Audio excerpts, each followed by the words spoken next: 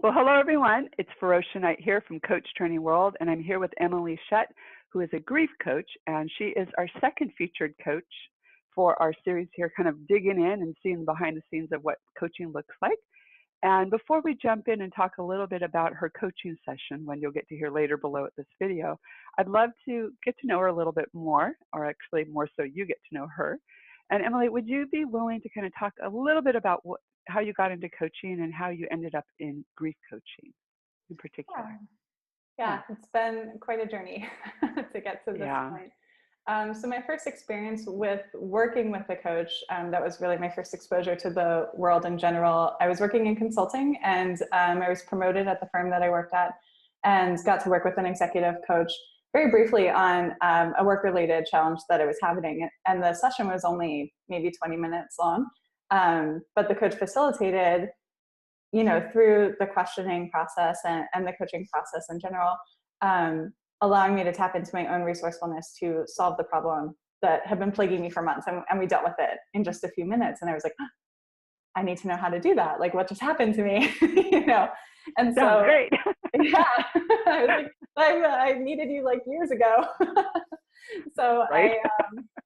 I went, kind of took it upon myself to look into different coach training program options. I wanted something accredited, and found Coach Training World and the whole person coaching model. And so that really was like a perfect fit for how I view the world and like how we should interact with one another and encompassing the whole person. So that just made sense to me. Completed my certification in 2016. I have the ACC credential with the International Coach Federation at this point. And it might be a surprise to some people, but I actually, initially, when I started coaching, I was focused on money and financial empowerment for women specifically in that space. It's something that I'm really passionate about, and I'm very good at it. And so when it was time for me to figure out where I was going to specialize, that seemed to make the most sense. And so I was building my business, and I had, clients that I was working with pretty regularly and getting quoted a lot in the media and things like that. And in May of 2017, so just about a year ago, my 25-year-old brother passed away unexpectedly on my wedding anniversary, and everything stopped. My whole life, I had a lot of things going on with my coaching practice that had just launched, and just we had to hit the brakes on everything and kind of reset. And when I kind of went underground for a few months, and when I reemerged and was trying to rebuild momentum with my financial coaching practice, I was attending conferences and again, speaking to media and things like that. And the fire just wasn't there anymore for me with that work, where it had been before. So it was definitely something was different. And so I was sort of troubled by that, and trying to push myself into, this is what I had been so passionate about. And I want to get back to that. I want to feel passionate about something again. And what it really came to after a lot of soul searching therapy and work with my own coach, came to determine that, it took coming to terms with what had happened with my brother Thomas, and how my own life had changed and what I had learned over, the last year at this point, with grief and the experience of grief, that there's a huge gap in our knowledge about grief. There's a lot of misinformation about it, and about how to interact with people who are grieving if you specifically aren't, but you love someone who is. And so I realized, with my training as a coach, and the tools that I do have within myself, the best place for me to use them is actually in this grief space. So it's a tough place to work in, of course. It's really emotional, but I think it's so important for us to support people in figuring out healthy ways to express grief, because it never goes away. Yeah. Well, and I'm curious, when people come to you, where do they usually come into the process? I'm guessing, like you kind of mentioned, you kind of go offline for a while because of the impact. And then something inside says, okay, I need to move through this. I need to start creating something new in my life. Can you talk about like, what do people usually show up saying, this is what I need help with? Yeah, I think there are a number of different points in everyone's different, and everyone's experience of grief is different. But I would say generally it tends to be within the first year or towards the end of the first year. There's a lot of times there's an initial shock factor, especially if it was unexpected or traumatic loss. But sometimes there's a long-term illness and someone passes away, but you still feel stuck, and seeking ways to honor the loved one that you lost through, through ritual and things like that, and just like healthy expression of grief. And so I know in my own experience, starting the night that, well, even before I knew that my brother had passed away, I was hearing him in my head. And so I knew he was gone before I even got to the hospital. And I was like, this is just a whole other level of spiritual connection, one I would never ask for, right? But it's here now. And I think you have to be able to quiet your mind to get to a place where you can hear those things and see those messages from your loved ones. And I believe that they're there. And so I think that's a big part of the process too, that when you're ready to start to look for those signs really and tap into that, that's where I come in to support people in that process. And it almost feels like spiritual coaching to me. It is, yeah. That's a huge part of it. Yeah, and so I think I've always been deeply spiritual, and so that probably, I'm sure that was one of my early musings on where I would go with my coaching. And so I think just in light of my own personal experience with the sudden and traumatic loss of my brother, spirituality, like in the context of grief, is the most pressing place for me to be. I feel that I must be here. So yeah. Well, what I really appreciate is that you built your business and you pivoted, once you got really clear. I mean, obviously life showed you a lot more with the loss of your brother, but you pivoted yourself. You got really in alignment with who you are, and you're also incorporating, that spiritual part of you into your process and helping other people go through, their own process of grief, which almost feels like with some kind of guidance, helping them guide themselves from within in a spiritual way. Yeah. Yeah. Yeah, and I There's a think lot that of was, people like, now that you mentioned that as well, just kind of pointing out the pivot, it was such a huge pivot. And, on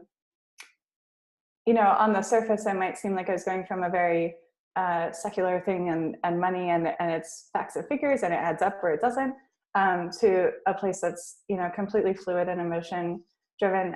And, connection to spirit is like such a huge part of it. And so I actually feel that I get to be more fully who I am now in this work than I ever was, when I was kind of all over the place in the media with financial coaching. And so, yeah. Yeah, that's got it. I mean, I'm just imagining what it'd be like to be kind of the rock star in this world and like, oop, change my mind, But I think a lot of people would be afraid of losing something or losing, I've built this, and and now you've really stepped into your wholeness. Yeah, and that's where, not to shamelessly plug too much, but that's where coaching in my own life came into play. Like I really got to where I was truly, truly stuck and could not move forward anymore, and it wasn't going in either direction, right? I was trying to force the financial coaching to get back into play, but there was also this inner resistance, and I was like, what's wrong with me? I'm a coach. I should be able to coach myself out of this, but sometimes you can't. And so just sort of acknowledging that what you've built is fine, and it doesn't have to be the only thing that you build. It's okay to let it go. Absolutely. So you provided a coaching sample for everyone. Well, and of course it'll be below the video and stuff, but is there anything that you would like to say about that session or coaching in general, just to give an idea of kind of what people might discover? Yeah, I think, so the session that I shared, I think is a really good example of grief coaching isn't always exactly what you think it's going to look like. So in this case, I was working with a woman who had lost her son. And prior to his passing, she was a certified yoga instructor and she taught classes. And she's in this place where she's ready to return to yoga and return to her roots in that practice and something that had been so important to her in a way that also allowed her to incorporate her son in her life every day. And so what we were really coaching around was taking on, the huge idea of developing a bereavement yoga course specifically for grieving mothers.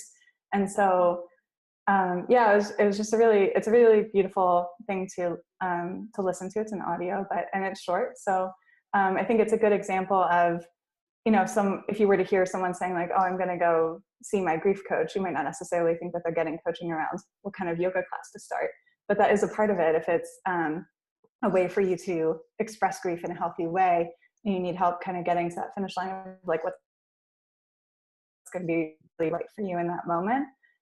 That's another thing I'll say about the video. We started out in the beginning, you won't see her body language or anything on the camera because it is just an audio for this, but I was watching her, and initially, I was like, there's no way she's going to do this class. Like, she looks completely closed off and not wanting to do it. But the coaching process specifically is to like create space for you to explore all of those options for yourself and hear things reflected back to you from someone who's like truly objective and has no ulterior motive, right? So the outcome that she chose had no bearing on me, and my only goal is to help her choose what's going to be best for her. And so she ended up making the opposite decision of what I initially thought she would do, which was to move forward with the course and kind of put a timeline together for making that happen. And I've actually spoken since that session was recorded, and she found a beautiful bereavement yoga certification course in Sedona in the fall, and that's right when she wanted to get back into it. So it's just kind of, once you create space for that to happen, that's when you start to see the signs again, right, of how to move forward and how to connect. Yeah. It's interesting because as you're talking, what I'm really hearing is people come to you at that place when they are ready to move forward. And it doesn't mean moving and forgetting that what happened. It's almost like, how can we create our next life or enhance our life with this, this new influence, this new impact in a way that really helps us to feel honoring of the person. Yeah. And yet going back to life and living ours is probably what we would say maybe even better than we were before with that reminder. Yeah, I think it's really about like allowing grief and that storm of emotions. They have the 5 stages of grief or the 7 stages, whichever you read. But I think calling it stages is a misnomer because as you're going through it, it's like a hurricane. Like, yeah, those stages could be happening at the same time. They go out of order. You go through all of them in a single day or a single hour, and that doesn't go away. So it's just more about figuring out ways to harness it and let it move through you in a way that's not going to destroy you, but it actually like builds up the legacy of the person that you lost, and then you get to keep talking about them and honoring them. Yeah. How does that feel? I mean, it's weird to say. It's exciting because, of course, it's, none of this would happen if you hadn't experienced a loss, right? Like for any of us. But the reality is that at some point we're all going to lose someone, or we're going to love somebody who loses someone. And so being able to navigate that space, like knowing kind of going in how to treat it, and especially in that first year when it's particularly tumultuous, I think. Some people actually say it gets more difficult in the second year because people start to forget, the first anniversary of things, and everyone's kind of on it the first year, and then people sort of float away. So it's really then on you at that point to continue to, carry your person with you and not be afraid to talk about them, not be afraid to express your grief, but doing it in a healthy way. I love that. And I think you mentioned that you're starting to put together some potential workshops, partnering with a therapist. Did you want to say anything about that? Yeah, so that's still very much a work in progress, but that is my main focus at this point. And I've been talking with, it's my own therapist that I started working with after the loss of my brother. I really have this vision for creating ritual around grief and kind of being in a space, especially if, when you have experienced grief, it's difficult to like act normal around people who haven't experienced a loss. And so I'm kind of bringing people together in the same space where it's like everyone gets it. No one's trying to fix it. No one's trying to make it go away for you.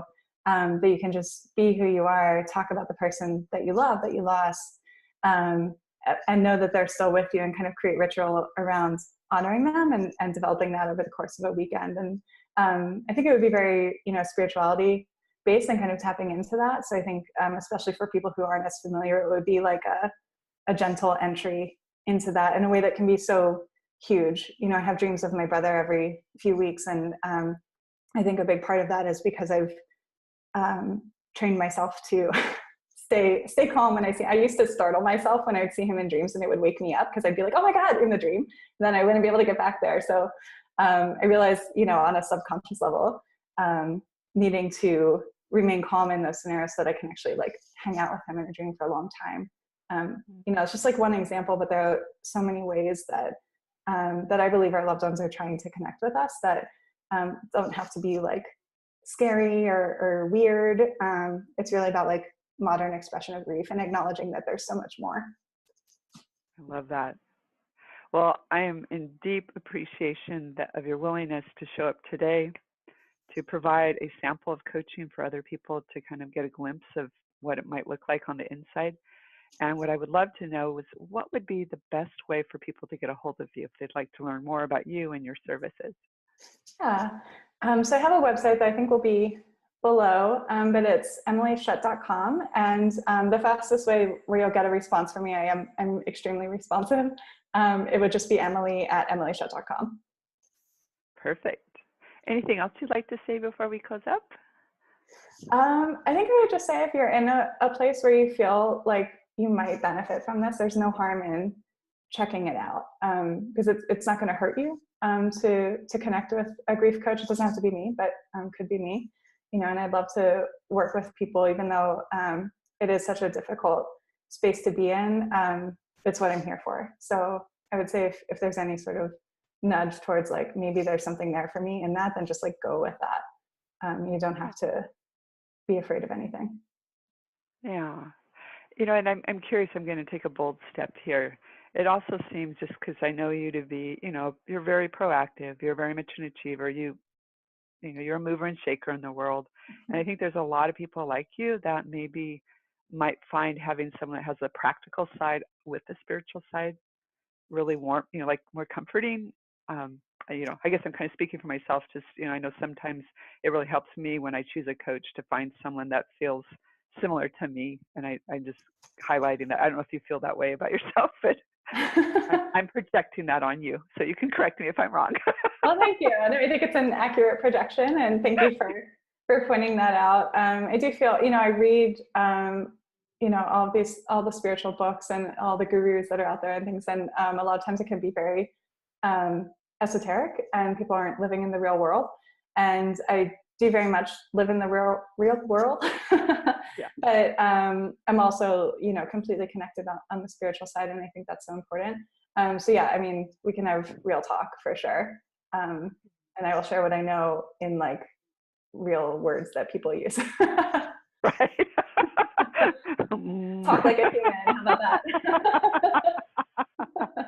I love it. Oh, well, such a delight to see you. And thanks again so much. Thank Can't you. wait to see you out there in the world making your difference. Yes, thank you so much Right. for having me.